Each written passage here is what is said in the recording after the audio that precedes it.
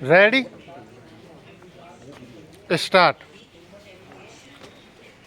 पिछले महीने 18 अगस्त को भारत सरकार के संचार, इलेक्ट्रॉनिक्स और सूचना प्रौद्योगिकी मंत्री ने बेंगलुरु में त्रिआयामी यानी 3D प्रिंटिंग प्रौद्योगिकी से बने एक डाकघर के भवन का उद्घाटन किया।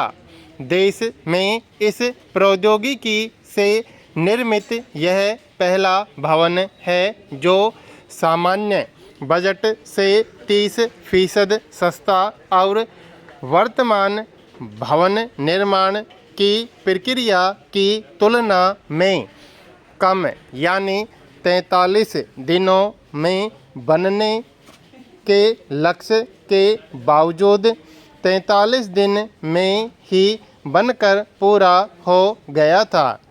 डिजिटल क्रांति के दौर में यह प्रयोग निश्चित रूप से खुशी का विषय है, क्योंकि जो व्यापक समाज आज तक किसी सॉफ्टवेयर से घर का नक्शा बनाकर और उसका प्रिंट निकाल कर खुश हो जाता था, उसने अब सीधे घर ही प्रिंट करना शुरू कर दिया है।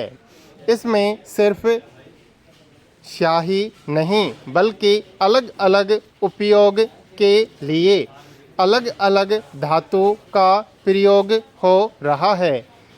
तब यह देखने की बात होगी कि यह भविष्य में घर के साथ और क्या क्या प्रिंट कर सकता है। यह अपने आप में कारखाना हो सकता है जिसमें सब कुछ सॉफ्टवेयर संचालित है और वैश्विक स्तर पर इसके उत्पादों को धरातल पर उतरने के लिए कृत्रिम मेघा का अधिकतम उपयोग हो रहा है। पैरा ऐसे में यह कहने में किसी को संकोच नहीं होना चाहिए कि त्रिआयामी यानी 3D प्रिंटिंग प्रौद्योगिकी भारत जैसे विकासशील देश में विनिर्माण के क्षेत्र में एक आमूलचूल बदलाव की पहल कर सकती है।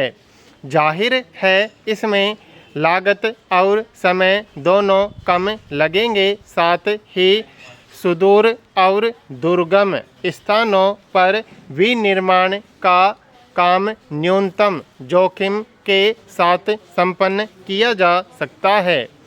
ढांचागत विकास के साथ ही यह प्रौद्योगिकी लघु और कुटीर उद्योग को नया रूप दे सकती है।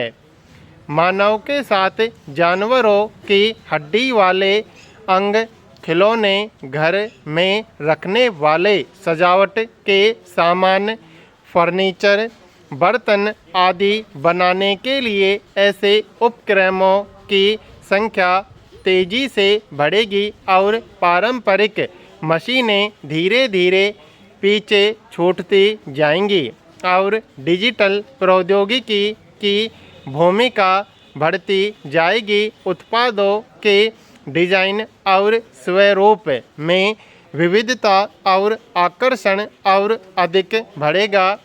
उद्योगों की एक ही सांचे से बड़े पैमाने पर उत्पादन की प्रवृत्ति पर नए सिरे से विचार करने के लिए उपभोक्ताओं का दबाव बढ़ेगा। पैरा ऐसे में कृत्रिम मेघा आधारित 3D प्रिंटिंग के एक नई औद्योगिक क्रांति के आधार बनने की पूरी संभावना है।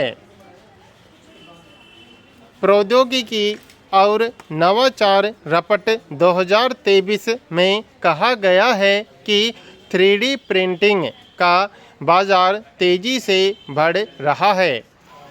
वैश्विक स्तर पर 2020 में इसका मूल्य 12 बिलियन डॉलर था, जो 2030 तक बढ़कर 51 बिलियन डॉलर होने की उम्मीद है। साथ ही यह उद्योग कुल मिलाकर 3 से 5 मिलियन नई कुशल नौकरियां पैदा करेगा।